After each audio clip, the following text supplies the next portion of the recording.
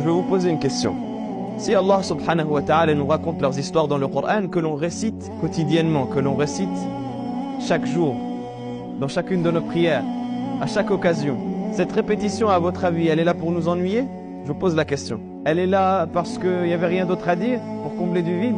Elle est là parce que le proverbe en arabe, il dit « Ma takarrara, takarrara ». Ce qui se répète se raffermit. Et donc quand on entend un rappel autour de leurs histoires, il ne faut pas dire « Ah, moi je connais déjà, j'ai lu l'histoire des prophètes, on me l'a offert pour l'Eid, j'ai lu celui avec des images, j'ai lu celui d'Ibn Kathir, ma bibliothèque elle est remplie d'histoires des prophètes, c'est bon, j'ai pas besoin d'entendre un rappel autour de ça. » Non, au contraire, il faut avoir la position humble de celui qui, à chaque fois qu'il va entendre l'histoire d'un des prophètes, il va se poser la question, est-ce que moi je suis digne d'être évoqué avec ces gens-là?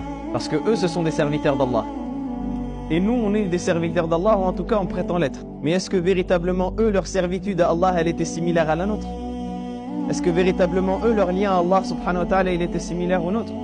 La ta'tiyanna bi dhikrina ma'a dhikrihim, laysa as-sahihu idha masha kal-muq'adi. Ne nous évoque même pas après les avoir évoqués, parce que la personne qui est paralysée au sol, elle n'est pas comparable à celui qui marche et qui court.